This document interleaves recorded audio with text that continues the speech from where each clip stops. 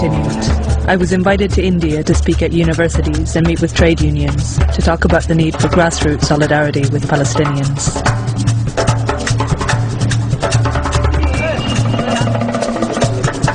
During this time, I also had the dubious honour of being named a European hero by Time magazine, the same magazine that named George Bush Man of the Year.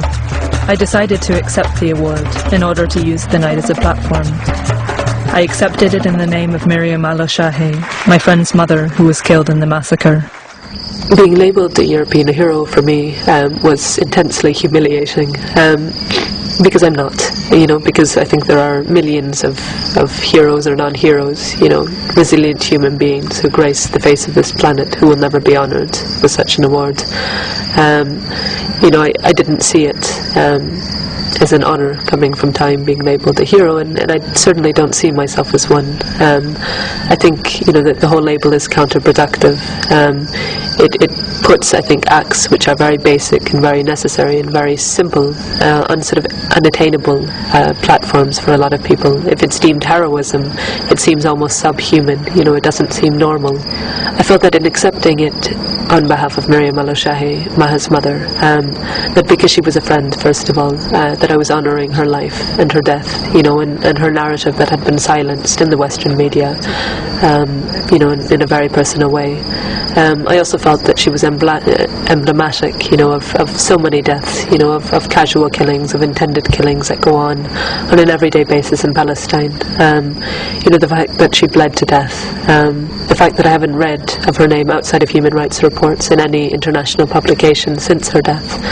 I felt that I was bringing a part of Janine with me that night, with her photo. That in the midst of, I think, a lot of sort of champagne and high living, that it was for me bringing a sobering reminder of why I was there, which was her death, her life, what she's left behind, Maha's pain. While giving these talks, the invasion of Iraq started. Before travelling back to Palestine, I decided to go to Baghdad to be a witness on the ground, and spent the next 6 months working with Iraqi human rights groups. There are thousands of Palestinian refugees also living in Iraq. It was through working in these camps and listening to people's stories of exile that my own desire to return to Jenin was reinforced. But getting back into Palestine was not going to be easy. The Israelis had continued to target activists, killing Rachel Corrie and Tom Herndl, and were denying many activists entry to the occupied territories. I decided to try anyway, and managed to get back in through Jordan. A month later, Hanadi Jaradat, a 29-year-old lawyer from Jenin, blew herself up in a restaurant in Haifa, killing herself and 20 others. This was the second death in the Jaradat family that year. Hanadi's brother was shot through the head by Israeli commandos 4 months earlier. Reports were quickly coming in that Hanadi had never gotten over his death, and that this was one of the reasons that had provoked her to do it. Hanadi's family, hours after they had received news of the bombing, had to pack up their belongings and move everything out of their home, in anticipation of Israeli soldiers coming to demolish it.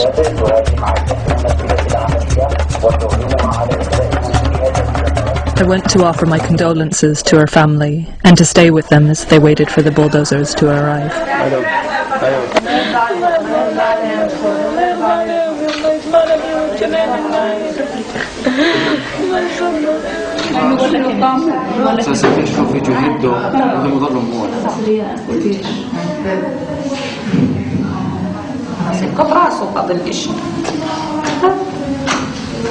هم اليهود حرام اصولا يعاقبوا الاهل لانه فيش اقول لك واحد بيسخب ابنه.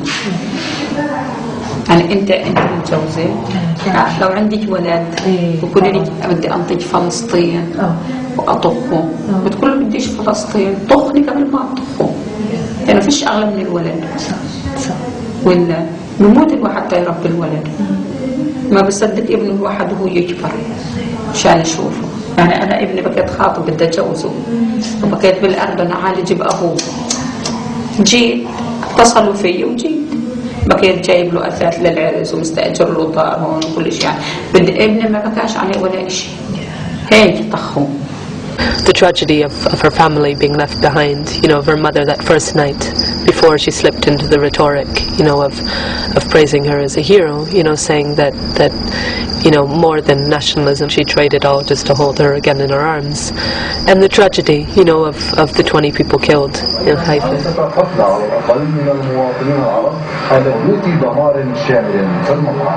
The one thing that became very clear to me after Hanadi's bombing was the lack of contextualization of these bombings. It's not the promises of how many of our virgins in heaven, that drives people to do it. I think it's desperation, and it's also a political act. The fact maybe that she was a woman and educated, and I've seen it or heard it described in on the outside as if she had her whole life ahead of her. She didn't really have her whole life ahead of her. She was beautiful and educated, and had already lost an 18-year-old brother who was killed in front of her. Had already witnessed things that would probably break the strongest of hearts and psyches in any other country. And what future did she have? She had a suffocating occupation. She had another however many years to